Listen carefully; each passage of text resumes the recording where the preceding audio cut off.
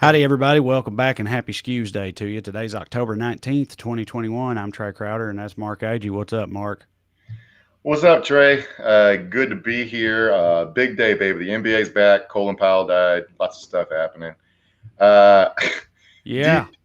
did you see Fox? Because Powell was vaccinated. Did you see Fox News trying to say that because he died of COVID-19 means the vaccines don't work and Dude, completely as soon ignore? as so the first thing I saw was the New York Times tweet about it. And the New York Mhm. Times, the way it was worded, it said he was 80. I don't even think it said he was 84. It just said he was fully vaccinated. And without reading anything else about it, immediately I read that and I went, I know what's about to happen here. Like, they're going to take that ball and run with it, even though I know Yeah, he's old as hell. And I bet there was some other shit going on too. And of course, after that, it got clarified by a whole bunch of people that he had a blood cancer that compromises your immune system greatly or whatever. But as soon as I saw it, I knew how that was about to go. Yeah. yeah. I saw our interview with this woman who they're talking about like who vaccines don't work for, and this woman she had an organ transplant. She takes immunosuppressant drugs to keep from rejecting the organ. She's part of a study to see if the vaccine would work for her. She sent in blood samples and found out, nope, you took the vaccine, but you didn't get any antibodies from it because the drug wiped out the antibodies. So a bunch of people fall into that category, and Powell was unfortunately for him one of those. And it's just like so much fucking lying, man. It's like just like vaccines don't make you immortal; they just Right. help.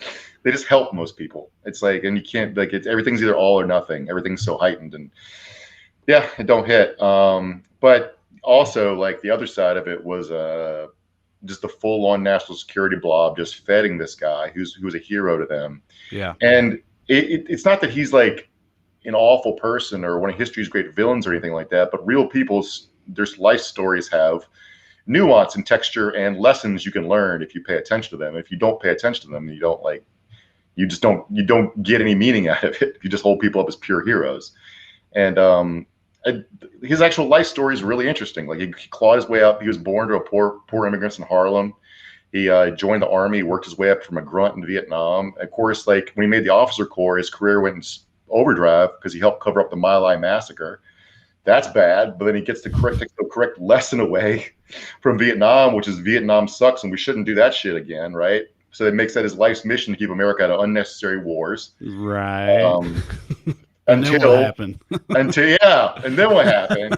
He got steamrolled by the same fucking blob he spent his whole life fighting against, in the form of Dick Cheney and Donald Rumsfeld, and they turned him into a liar. There was a famous anecdote where Dick Cheney browbeat him in the Oval Office, was telling him that he could afford to lie to the United Nations because he had the highest poll ratings of any of them, and that's how they got him. Like, so he's like, well, I won't tell these lies, but these seem close enough to truth that I'll tell these.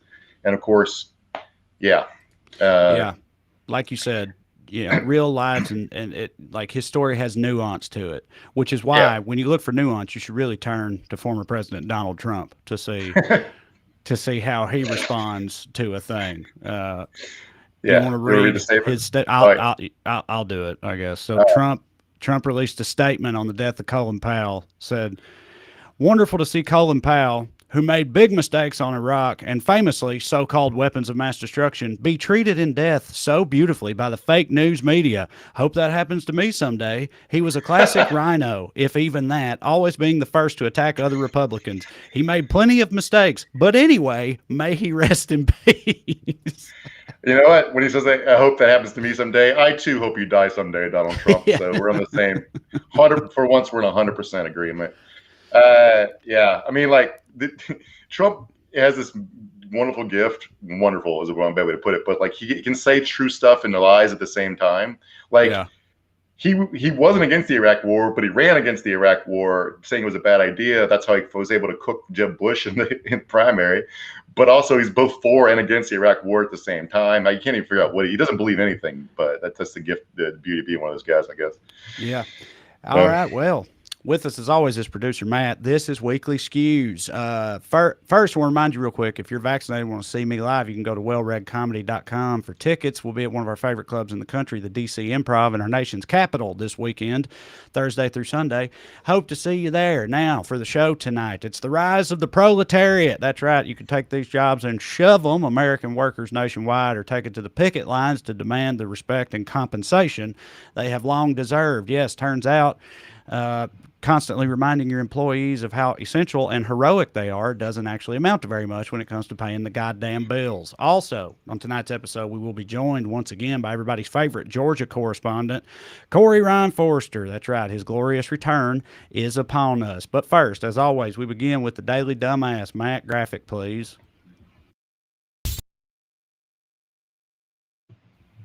Tonight's dumbass, any of those Arizona Ninja Turtles we talked about last week who are foolhardy enough to challenge the state attorney general to a fight because, make no mistake, Mark Brnovich stands prepared. Clip. It's Arizona Attorney General Mark Brnovich. We've gotten a lot of calls, a lot of emails, but there's one thing people definitely want to see. They want to see more Chucks. So people, you want more Chucks? You got more Chucks.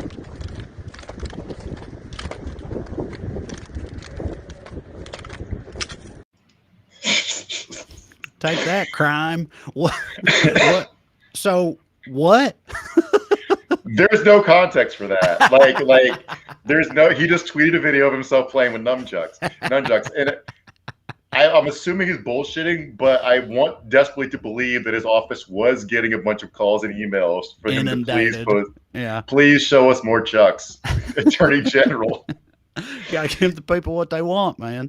Yeah. I also assumed there was like you know that hang in there cat poster. I always like to imagine that there's like a pile of cats underneath that cat where the photographer took him like 30 tries to get it. I imagine that like there's like 40 outtakes where he hit himself in the nuts. Dude, you know there are. As soon as I clicked this and started playing it, in my head I was like, oh, please hit yourself in the nuts or something. But then I was like, oh, he posted it. He wouldn't have posted the one where he hit himself in the nuts. But you know it's out there. Release the nut cut. That's what I want to see. In there is a good idea though. He's of course Arizona's lead law enforcement figure, and I was thinking, what if we replace the cops' guns with nunchucks? One, cooler, right? Way cooler. Yeah. Two, a lot harder to kill somebody by accident or when you're just mad. So yeah, I'm for that. Yes. Mark Brnovich, true trailblazer with nunchucks.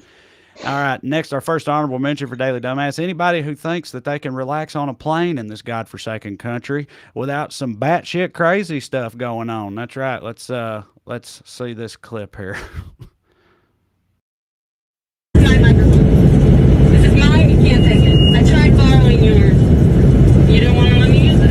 I brought my microphone. I'm going to use it.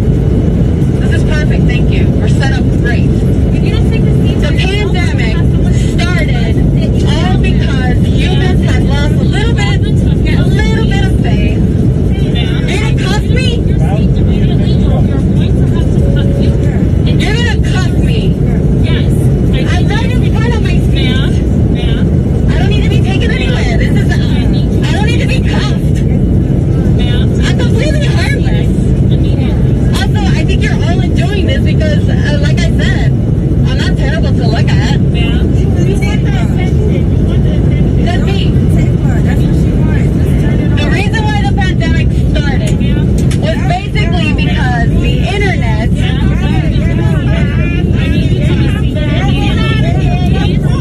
So the reason the pandemic started is because nobody here has anyone's faith because you're all stuck to your stupid devices and you don't even know what reality is anymore and you depend on stupid nonsense to determine your reality.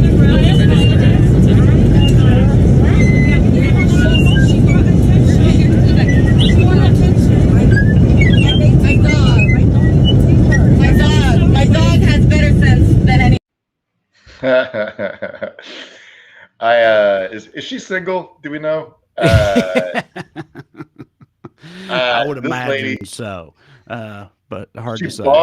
She bought a headset mic to go crazy. Right. Like she planned ahead to go crazy. That's what I was going to say. It's like, this isn't like an episode. She might be in a prolonged weeks-long episode or perpetual lifelong episode. But yeah, this isn't like an isolated episode she's having. Cause like you said, there's premeditation here. She planned this out, and like, to what end? Do you know what I mean? Like, was it so this would happen? She knew somebody would tape it and she'd end up on the internet because, well, why is your chosen demographic the other people on this plane with you that you just have to get your message out there? Who doesn't know not to lose your shit on an airplane in 2021 America. Although I guess, clearly some poor decision making going on here.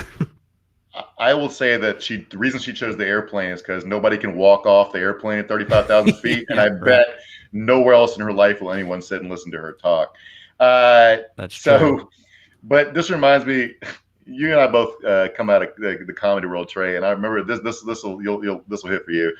There's a guy the town I started comedy in who another comedian stole some material from him. And so he wrote a movie about this incident and funded it himself. And my other buddy had a take on it. There was like, he got so mad about this, he rented a boom mic. So he wrote and shot a whole movie about somebody stealing a joke from him. Yes. God damn. How'd it go over? The movie wasn't bad. It was pretty good. It was in Blockbuster for a while. Saw it. Oh, okay. All right. But it was a really funny way to put it. And this lady wanted to go crazy so bad, she invested in a Tony Robbins headset mic, and that really hits for me. And the crux of her argument is that the pandemic started because we all lost faith because we pay more attention to our phone than God. And I have to say, that holds up. It makes sense to me. Sure. I'm just saying that's a good way to get your ass duct taped to a seat. That's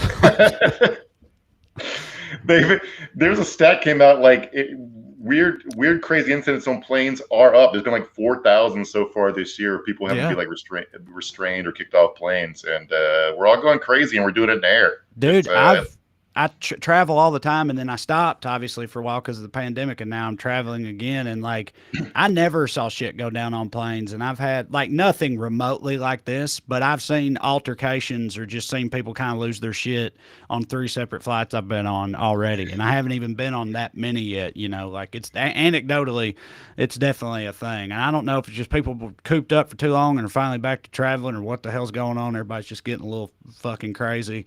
I don't know, but it's wild out there. I'll say for this is how far we've fallen. There were very few incidents of crazy shit happening in mass air travel during the 1918 flu epidemic, and I think that's it's a sign of something here. Yeah, coincidence? I think not. Our next honorable mention for Daily Dumbass is all them fancy ass Brazilians for thinking they could just conga line their way all the way up to Connecticut without Senator Lindsey Graham catching on. That's right. He made some notes. Let's start with the first clip, Matt. 40,000 Brazilians come through the Yuma sector alone, headed for Connecticut, wearing designer clothes and Gucci bags. This is not economic migration anymore. People see an open America. They've taken advantage of us, and it won't be long before a terrorist gets in this crowd. Yeah. So not a whole lot to unpack there, except that we shouldn't let in poor people because that's bad. But also, if they have money, we shouldn't let them in. I know that's bad. That's what I was going to. So first of all, you put this in our outline, our show outline, and producer Matt commented on it and said, of course, he noticed their purses, which is very funny. I give credit for that. Yeah, that's the first thing I thought too. Is like the narrative was. They're sending rapists and murderers and drug dealers and all that shit. And now it's like they're sending soccer moms and Instagram. Influencers and thoughts and shit now that they're sending. So it's just like, any kind of Mexican you can imagine, Red America is on their way up here. The rich ones, the poor ones, everything in between. Brazilian Mexican. The Brazil. Yeah, I know that was on purpose because they're all Mexicans to those people. Yeah, I was even the ones who speak Portuguese. I was just tagging your joke. I realized you were joking, but in case like he really does think he has something here because he went on another Fox show and did this. Give that second clip, Matt. Hotel clerks for well-off Brazilians who are scamming and playing a game. They've got better luggage than I do. When we went through the in-processing station, these were upscale luggage, no dirt on their shoes. They fly into Cancun. He's jealous of the luggage, man. He's so jealous of the luggage. I know. It's like Lindsey Graham being like both like astounded by and also jealous of these like well-to-do Brazilians and all of their, various accessories is just I don't know. It's really doing it for me. And like you talked about the luggage in that clip, he mentioned the shoes. He again, third time. Here he is about the shoes He's again. got proof. He's got proof, buddy. A friend or relative already in the United States. This is offensive. Oh my! It is a bunch of bullshit. And if you're just listening, what he had was a picture snapped by Lindsey Graham of a supposed immigrant from I guess fancy parts of Brazil, just wearing somebody's feet, with shoes on them, clean pink and white Pumas. For y'all out there, if you're not a U.S. senator, you can't go around just taking pictures of women's feet. I just want you to know that, dude. He's also just like, look how clean this Brazilian shoes are. What kind of Brazilian doesn't have mud all over their shoes? You know what I mean? That's what's going on in Lindsey Graham's head. Yeah. I don't know what to think of it. It doesn't even make, if you don't even know what's going on in Brazil, like that take on rich Brazilians fleeing is not what's happening. They're in the middle of like descent into fascism and gang warfare, and the rich people are fine.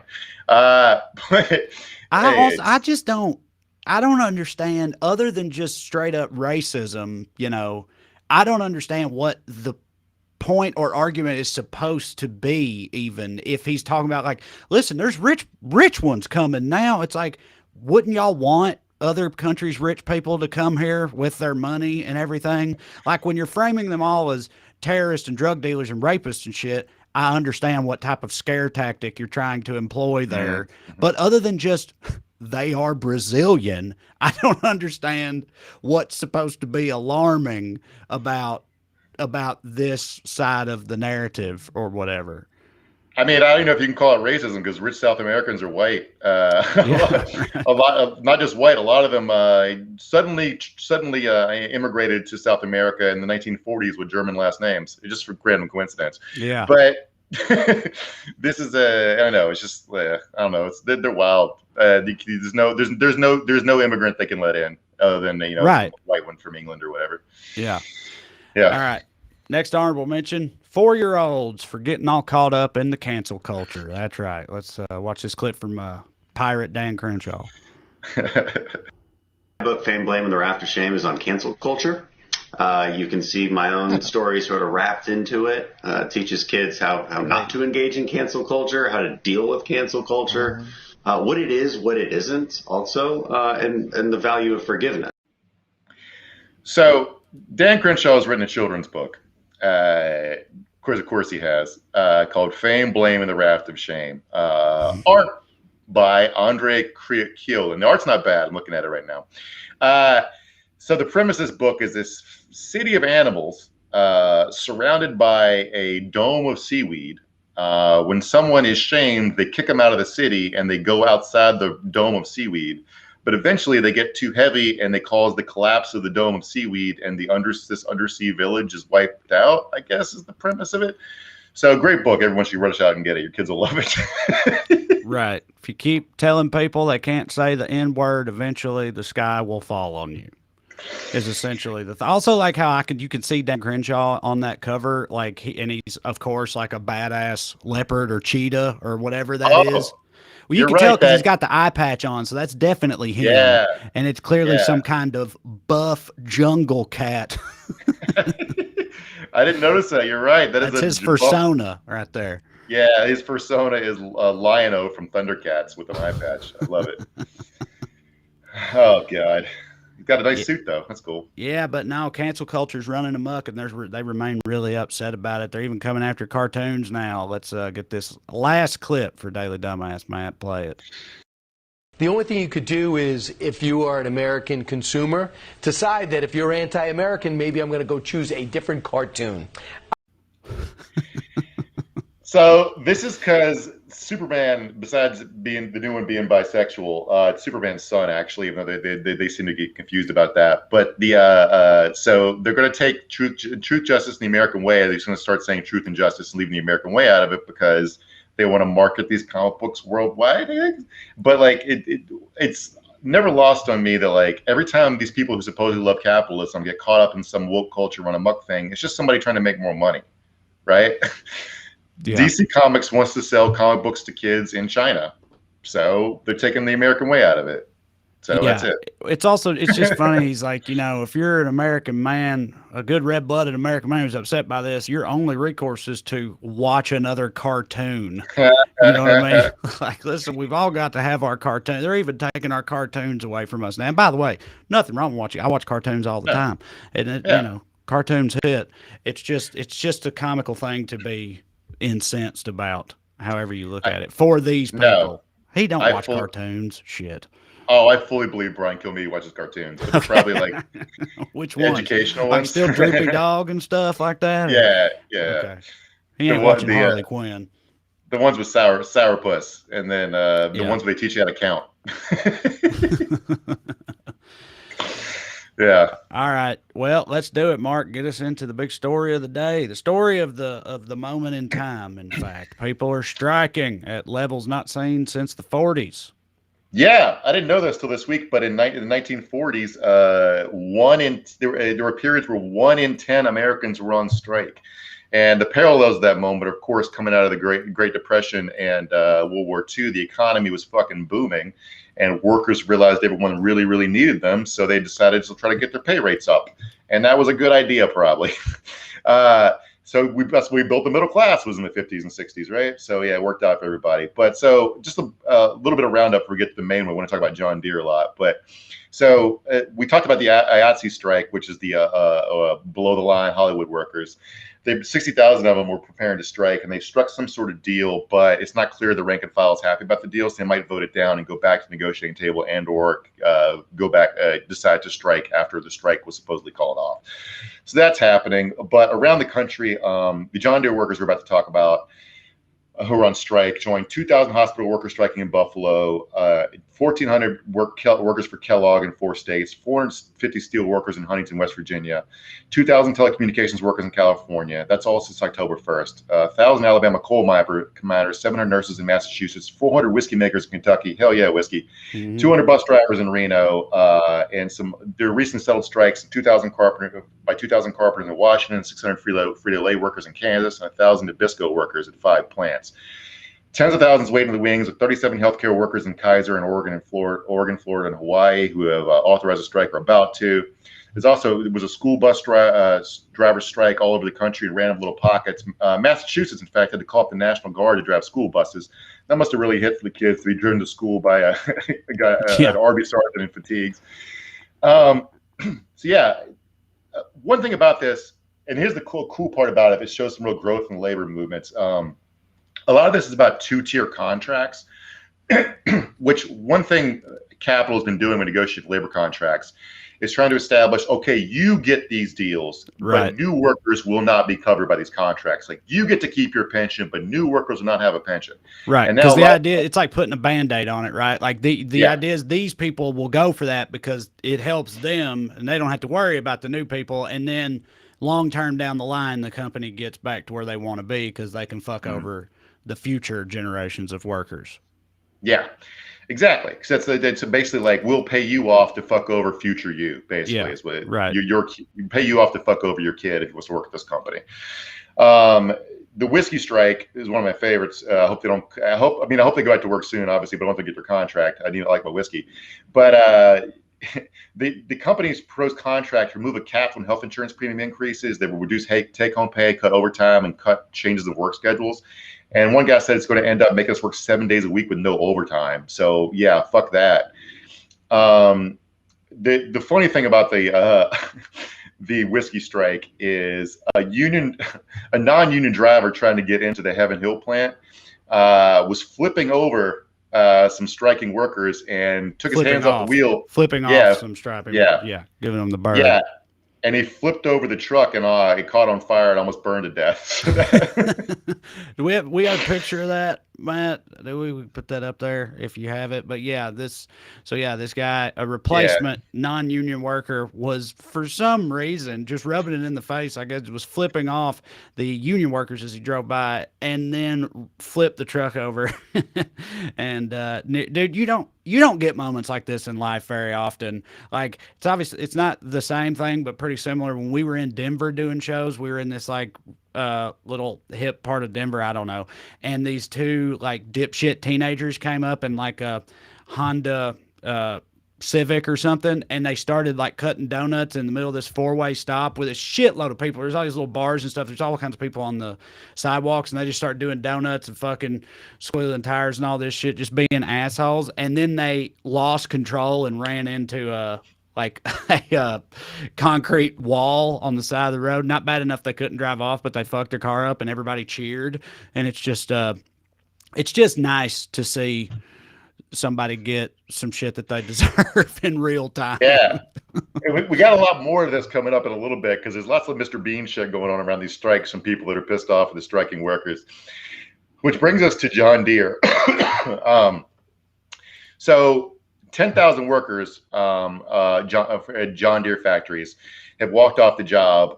These are at plants in Iowa, Illinois, Kansas, and Colorado, I believe. There might be a couple others spread out over the country. And if you want to see why, here's a video of them talking about it in their own words.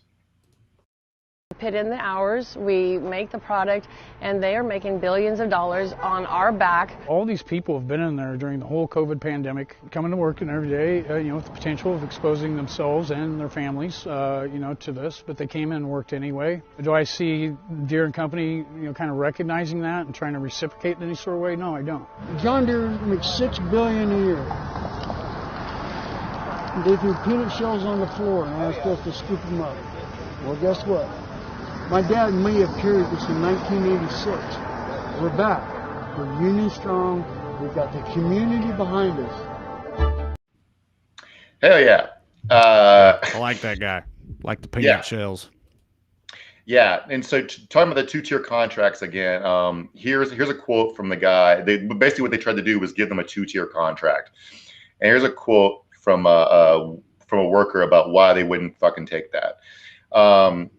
At John Deere, we build the best agriculture and construction equipment in the world. We're proud of what we build. We're not disparaging the product at all. It's just the company is run by business people. I don't take it personally. They have a job to do and a business to run.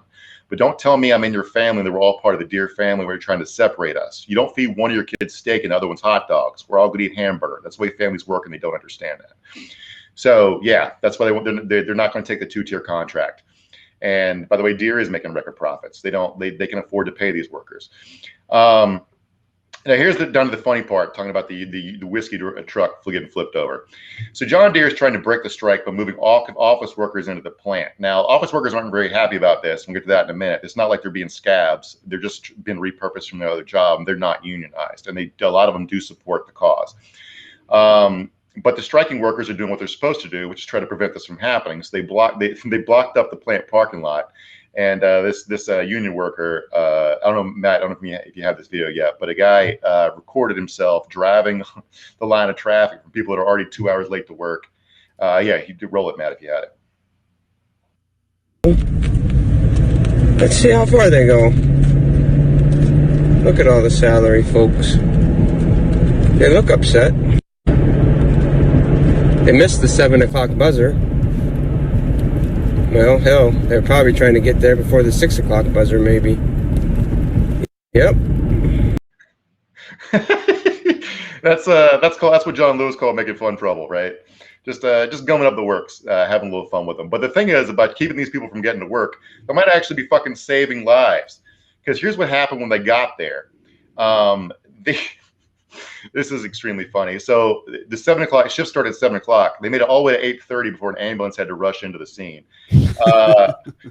And then the first day, a non-union salary worker crashed a tractor inside the plant. So yeah. These are skilled jobs, man. They're skilled. Yeah, dude, jobs. You can't just put a fucking accountant on a forklift and just think that's going to work out, Yeah. And also, and I know this gets covered in some of the, tweets and whatnot from talking about this situation, but also it just pisses off all of your employee. You know what I mean? It pisses off the salary people because they didn't, accountant and the marketing people and legal, whatever, like HR, they didn't sign up for that shit. Like you're just pissing them off too. All you're doing is fucking everybody over and making everybody mad just because, you can't sacrifice a single day's worth of profit. Hey, real quick, let's just go ahead because Corey's here, everybody. Let's just get Corey out here to join this ongoing conversation. Okay, hey. Corey Ryan Forrester. What's up, dog? Hey, can you hear me? That's right, buddy. I can hear you. Senior Georgia correspondent. We ain't talking about Georgia. It's just good to have you. How's it going, buddy? Man, it's going good. I'm as you can see, I'm not at my house. I'm in Washington, D.C., where all the real trouble is. Yeah, where we will be this weekend at the DC Improv. You got there early. That is correct. It's Yeah. it's been a lot of fun, man. So I'm sure that George is up to no good while I'm gone, but I don't know of anything. Have we done anything stupid that I need to know about? I also don't know, but I'm also sure certain. probably. Yeah. Yeah. I mean, there Herschel Walker's running for Senate, so I'm sure something happened. Man, god damn, dude. Like, it just had to be that. Like, it couldn't put me in just a worse situation. Like, no, if I'd have known as a kid that one day I would have to vote against Herschel Walker in something, I would have just really not known how to deal with myself. Well, what do you think? What do you think about John Deere? You a fan? You like their green? I mean, yeah, dude. Look, when I was a kid, I remember it was a big deal when Dad got a John Deere lawnmower, man, and that was like the coolest thing. Like that color rules, like great brand recognition. I like the way it sounds. Let me guess, am I not supposed to like John Deere? No, well, you could. Here's it. When they buy more John Deere products, when they pay their workers fairly, is what we're getting to. Remember, okay, good. Fuck John Deere. I don't know if you remember that we talked sent to the thread the other day about that all those tractor accidents inside the John Deere plant where they're trying to use salaried employees in the HR and shit to fucking run the plant. Yeah. So that's what we're talking about right now. So, but the thing is, the office workers, one of them leaked to this labor reporter who's covering this and was telling us what it's like inside the warehouse. They're kind of accidentally doing solidarity because they're so bad. They might as well call it a slowdown because he was telling them like their productivity is about a third what it would take from a union day, if that, maybe like a quarter. So this absolutely is not going to work, and everyone knows it. And they're also saying that they support the workers and stuff, even though they're basically operating as half a scab. But to show you how much they don't want to be there, John Deere is smuggling these office workers in the plant. Show this picture up, Matt, if you got it. Yeah, they're wearing hockey masks like Michael Myers. That's great. Just driving van loads of Michael Myers to work. Love it. What a fucking timeline we all live in. You know what I mean? Just the constant. Yeah. I mean, it is October. Hell, maybe those guys are just getting in the spirit of the season. And is it strictly like it's just their wages are too low, right? So we got to bump them wages up, or is there anything deeper to it? They're trying to offer them a 2-tier contract where old employees will get their pension and benefits, but new employees won't get pension and benefits. So they're basically going to fuck off. That shit blows my mind, and maybe y'all can smarten me up on this, but like, so pension is like, I'm going to be real dumb here, but I'm trying to figure it out. Pension is kind of like the Social Security for where you work, right? Like you pay into it the whole time. And then at the end of all that, some old white guy can just be like, yep, you don't get your pension. Like I know that they just stay breaking the law, but like, how the fuck does that? Because I see that in movies. It's always a cop right after he just like, he hadn't had whiskey in so long. And then there's a montage and you see the empty bottle. And then he wakes up and he looks at his gun. He's like, oh God, what did I do? And then he went rogue. And they're like, give me your badge and your gun and you don't get your pension. And I'm like, I understand taking the badge and the gun, but that's fucking his money. Like, he should get his money, right? I mean, if you kill somebody, I'll go back on it. But yeah, Sure. There's Corey Forrester backs the blue. Everybody, you heard it here first.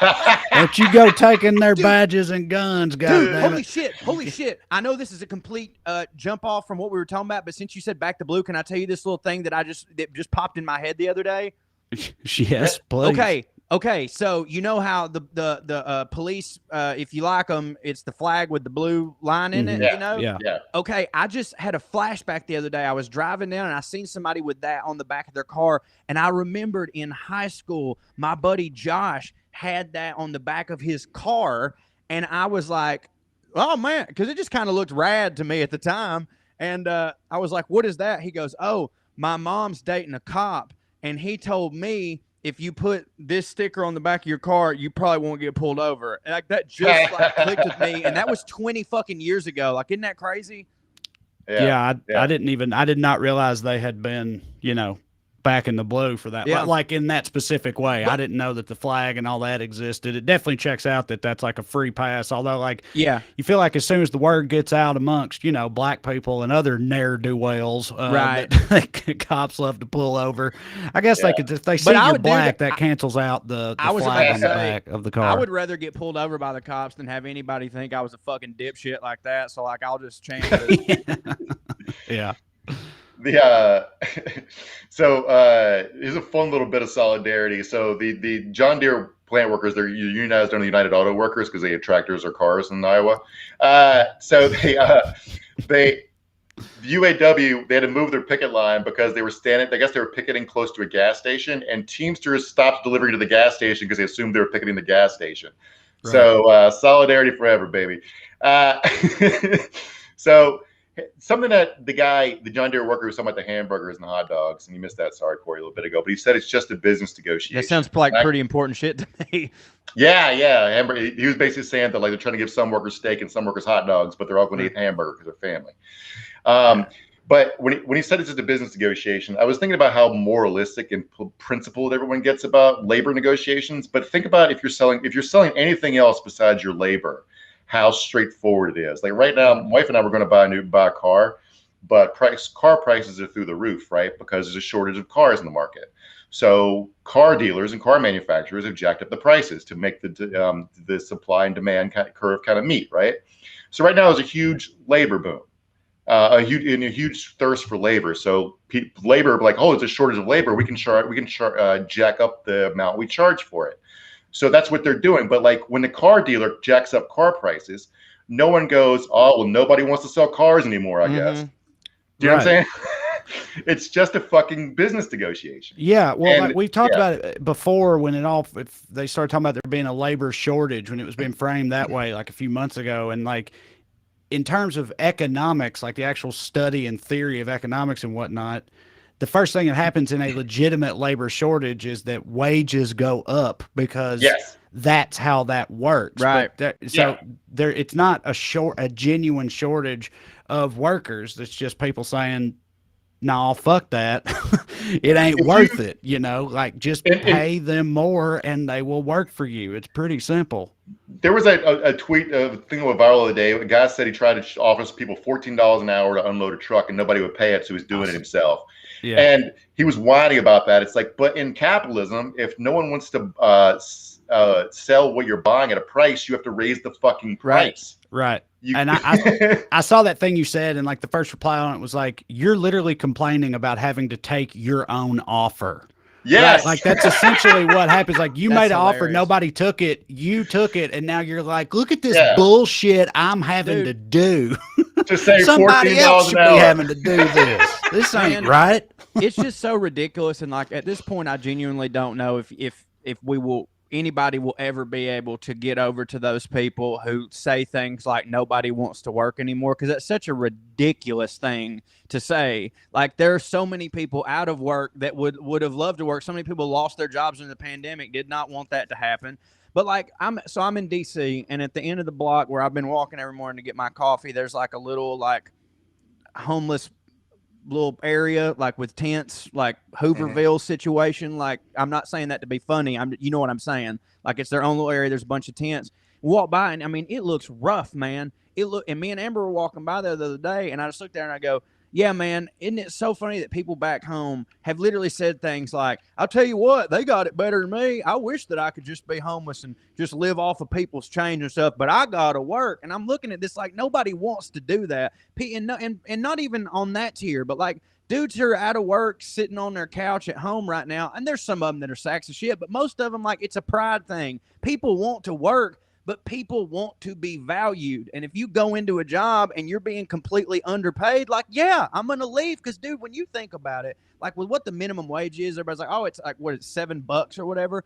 An hour of your life for the cost of a Big Mac, dude. Yep. An hour of your life, and all that hour gets you is a Big Mac. Like when you really put it in terms like that, that's the value you put on a human life. People want to work. It's just that they also have to feed their goddamn family and have a roof over their head. It's insane. Right. That's the whole thing. If people who worked, if the minimum wage in this country was such that people who worked a full-time job could afford to live where they live, pay the rent and buy the food and all that shit, then none of this would be happening. You know what I mean? Like that's really all that, and that's like in a country that purports to be the very best in the entire world, that should be a bare minimum requirement, in my opinion, is that people that work full time can't afford to live in this fucking country.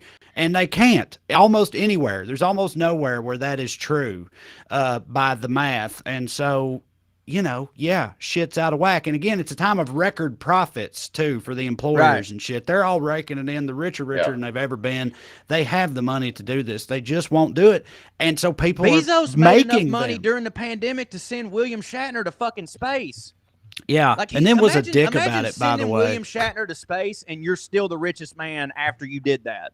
Did you see where Shatner came off and was starting to get like emotional, talking about finally going to space, and Bezos literally walked up and was just like, "I'm gonna stop you right there, William. Listen, this was a great," but yeah, he just like cut him off and like I think popped a bottle of champagne. Shatner's a recovering alcoholic, by the way, so he interrupts him, cuts him off, and he's just like, "Listen, everybody's a great day." And he popped champagne, starts spraying it all over the place and shit. He is such a dick bag, dude. Yeah, he looks sucks.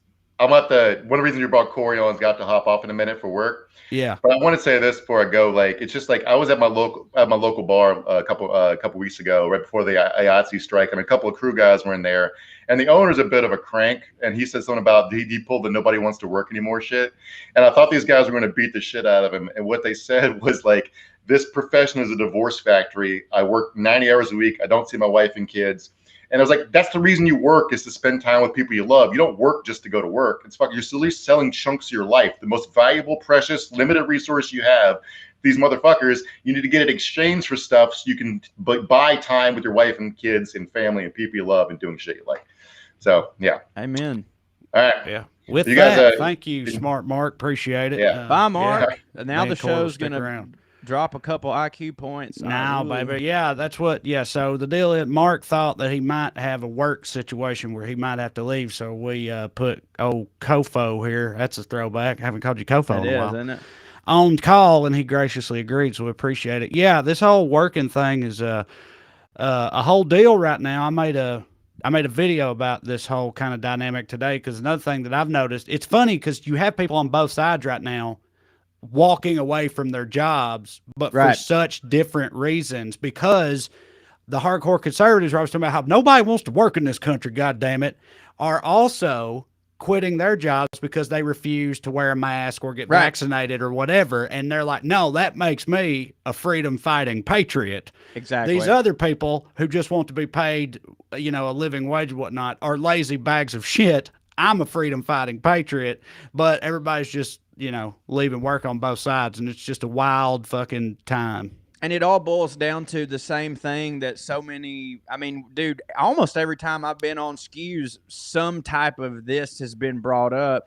It boils down to it's the dudes like Bezos who convince their millionaire underlings to convince Sean Hannity to make dudes who make $70,000 a year feel like they all have something in common, so that dude will shit on the guy making $25,000 a year, saying you just don't want to work anymore. And how could you screw over these sweet CEOs who just want to provide you with a job at 38 hours a week so that they technically don't have to give you any health care at $7 an hour in a city like Seattle, when there's no way that you're possibly going to be able to pay your rent, even if you are working, by the way. You're working a full-time job, still can't pay your rent, which, by the way, means that it is very possible, and of course happens, that when you see a homeless person, they could absolutely still be someone in the workforce. Just because they're homeless doesn't mean there's someone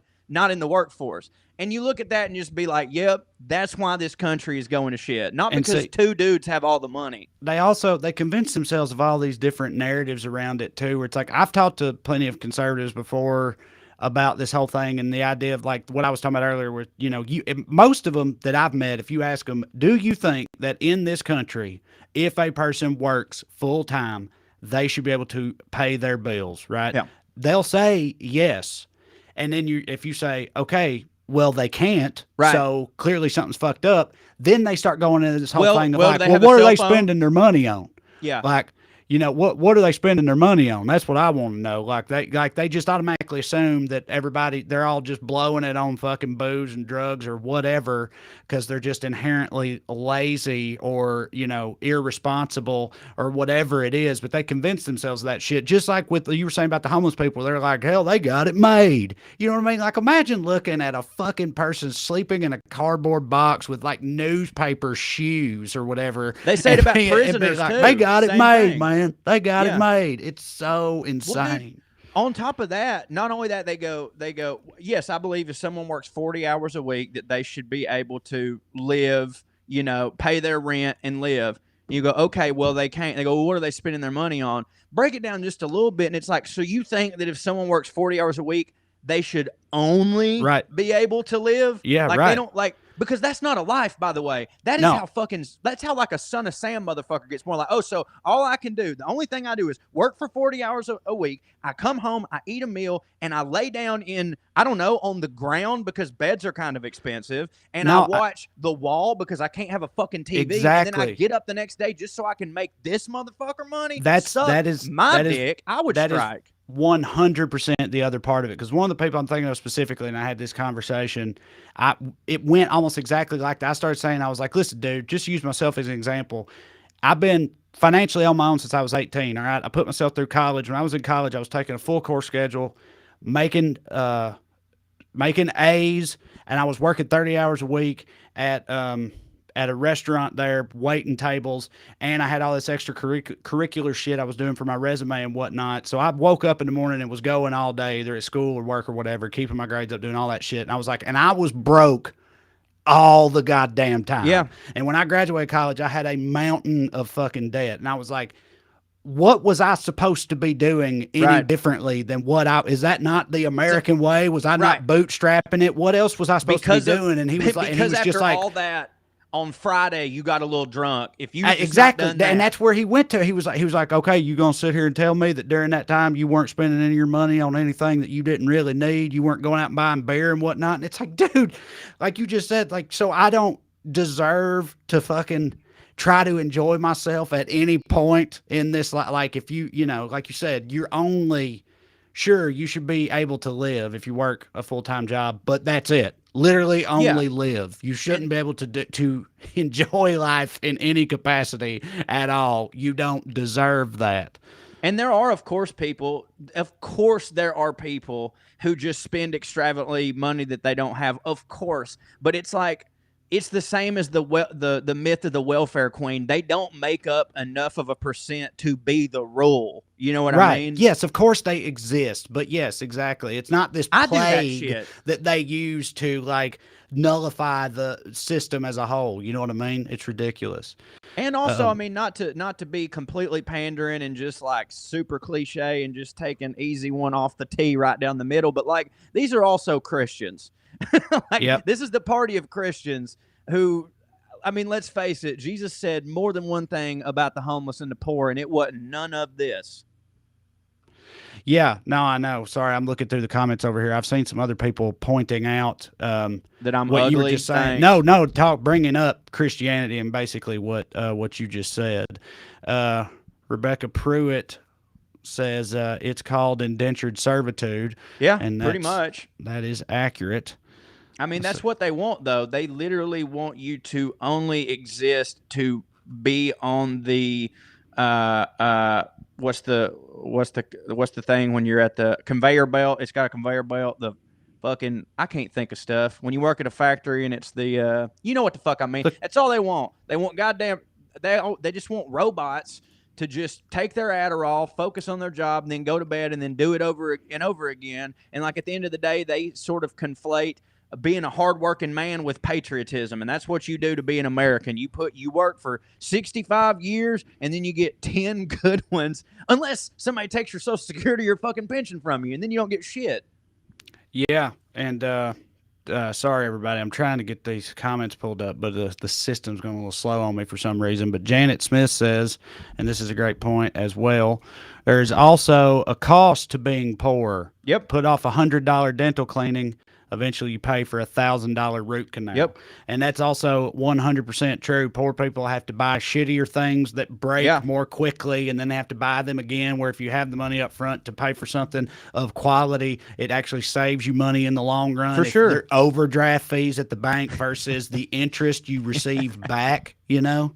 Assembly line, by the way, is how privileged I am that I couldn't think of the phrase assembly line. Yes. Is what I was trying. But dude, it's 100% right. And like, it's not just like, it's even tinier things than just healthcare. Like, you know, when you don't have a lot of money to spend on clothes and you got to go to one of the one-wear stores, and then you get a button-down shirt, you wash it, you dry, and it just don't fit no more because it's cheap. That happens. Like, in me, like in my life, I do well. So like, I do buy more expensive clothes. And when I do it, I'm like, well, that's smart, Corey, because this will last you longer. But it's like, yeah, there was a time when like I could, even if that logic was sound, I couldn't spend $100 on a pair of fucking jeans.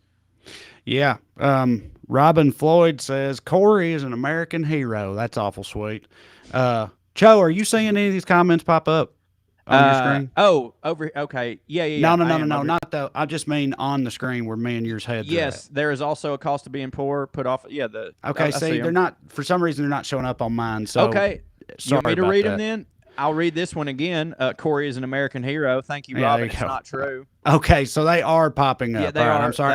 As I always remember at this point, as you guys always remind me to say to everybody, hit like and subscribe and all that shit. We appreciate it. Still don't know exactly what all that does other than the subscribe thing, but I appreciate y'all doing it, so thank you for that. It helps. Yeah, here we go. Let's see here. Sorry, there's some... While he's looking for those comments, also, please go to wellreadcomedy.com and get tickets to come see us on the road. Like you said, we're in D.C. this weekend, but we might be coming to a city near you. There you go, right there. Dadgum, producer Matt. Yeah, what'd producer Matt do? He put up the 2021 tour dates on the website. You just ain't got shit. I'm not getting any of the graphics at all, so I'm going to stop worrying about it. Matt, if you want to put comments up there, Corey, you can read them when they do. I'm sorry, everybody. I'm having technical difficulties. At least y'all can still hear and I guess see me and all that. So, yeah, my bad. But anyway, yeah, rich people don't hit, Joe. Wait, y'all have Skews shirts now? Y'all got merch? We do have shirts, yeah. Oh, that looks sweet. Go to weeklyskews.com to get you one if that's what you want to do. I think as Georgia correspondent, I should get one, so I'm going to wait till you send it to me, but I would buy it.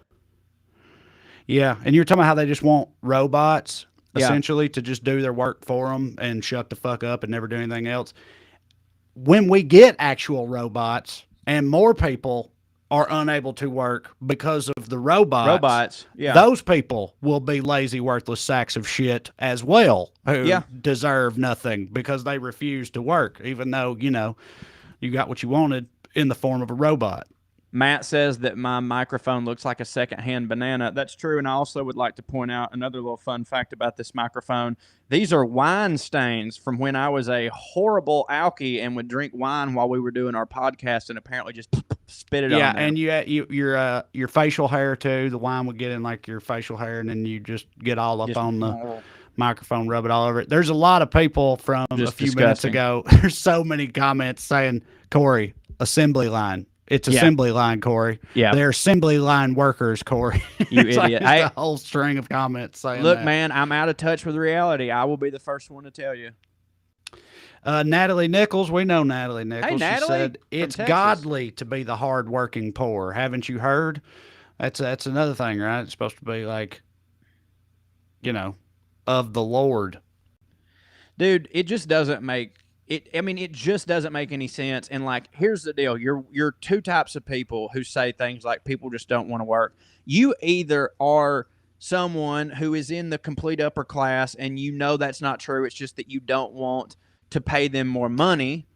You're either that or you are a complete brain dead dipshit who just doesn't want to hear any of the things that we just said. And like, screw hearing it from me. Like, screw hearing it from some affluent white guy on the internet. Go ask one of these workers striking why they're striking.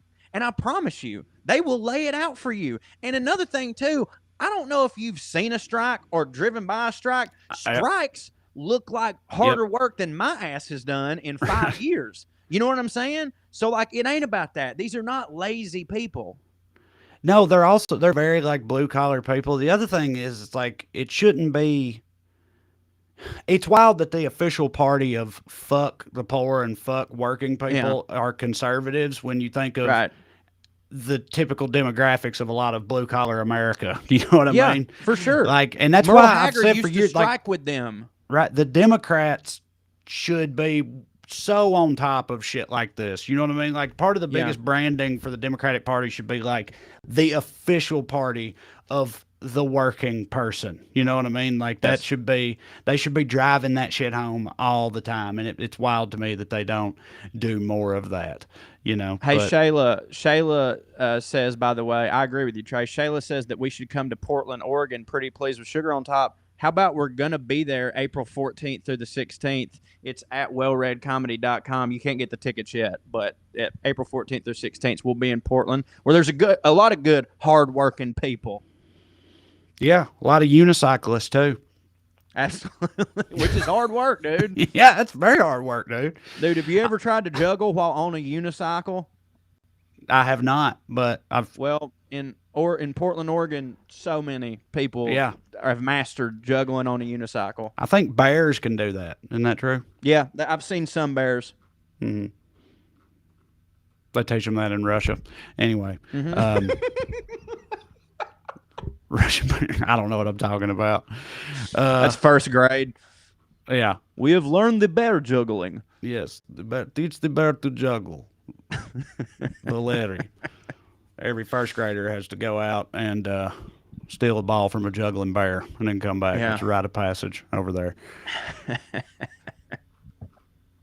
Yeah, well, sorry. Like I said, y'all, I started having issues with the comments. Has Ted Cruz had a soundbite on this whole strike thing? I don't know. I'm trying to think of the last thing I saw Ted Cruz say. It was definitely some dumb shit, but I don't think it was about this. Did you see him in that he like was wearing an Astros jersey like tucked in?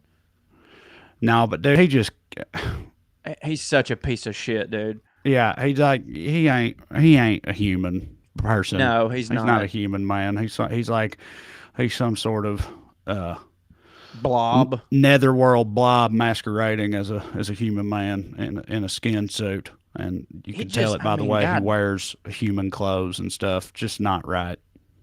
He just don't.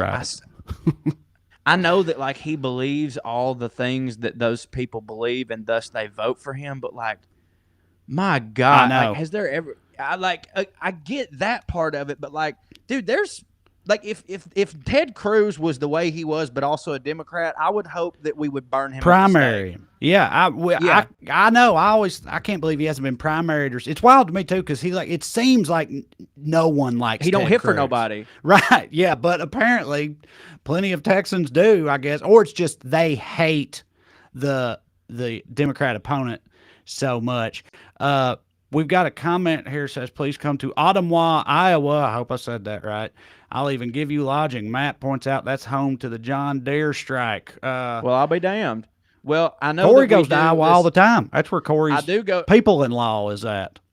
Yep, I go to Webster City, Iowa all the time. We do Des Moines and Iowa City once a year. I don't know how close those are. I know that Iowa's like a whole state and everything. It is. But it's a whole state. But yeah, dude, I love Iowa, man. Pork loin, you ain't going to get a better pork loin anywhere in this country. Corn, absolutely tremendous. People who are complete apolitical, but also redneck lunatics. Good stuff. Yeah, man. Them frosty plains out there. Love it. Cornfields. The zombie burger. That's what's up. Zombie Burger, and also one of the greatest gas stations in the entire world, Casey's, which has the absolute greatest breakfast pizza in the entire world that has saved me on so many frosty mornings. Is that the squirrel or woodchuck or whatever?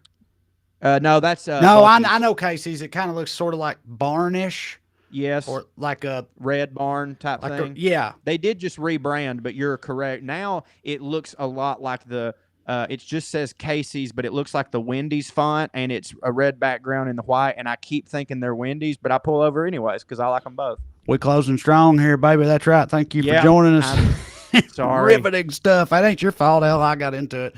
I got all flustered over the comments recently anyway. So anyway, thank you very much for filling in for Smart Mark. We appreciate it as always. That's Corey Ryan Forrester. And I'm Trey. Go to wellreadcomedy.com to see us both. Andrew Morgan out there on the road. We'll be at DC Improv this weekend. Thank you all very much. We'll be back a week